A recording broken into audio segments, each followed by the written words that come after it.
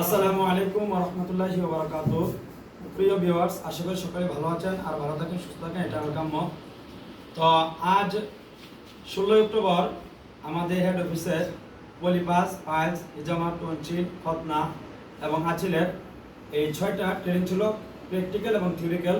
আলহামদুলিল্লাহ আমরা এই ট্রেনিংগুলো যারা এসেছেন তাদেরকে সফলতার সাথে আলহামদুলিল্লাহ শিখাতে পেরেছি। তাদের কাছ থেকে আমরা একটু শুনে নেব যে আজকে আমাদের কাছ থেকে তারা কতটুকু জ্ঞান অর্জন করতে পেরেছে, আমরা যতটুকু তাদেরকে বলছিলাম তাদেরকে আসলে ততটুকু দিতে পেরেছি কিনা এই বিষয়টা জানবো। আজকে আমাদের কয়টা ট্রেনিং হয়েছে? 6টা।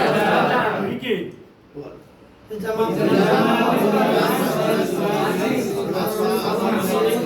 আচ্ছা, এই প্রত্যেকটা ট্রেনিং এর কি আপনারা প্র্যাকটিক্যাল করছেন? জি আলহামদুলিল্লাহ। পারবেন? জি ইনশাআল্লাহ। আল্লাহকে সাক্ষী রেখে বলেন, মন থেকে বলতেছেন নাকি দেখানোর জন্য বলতেছেন? ইনশাআল্লাহ।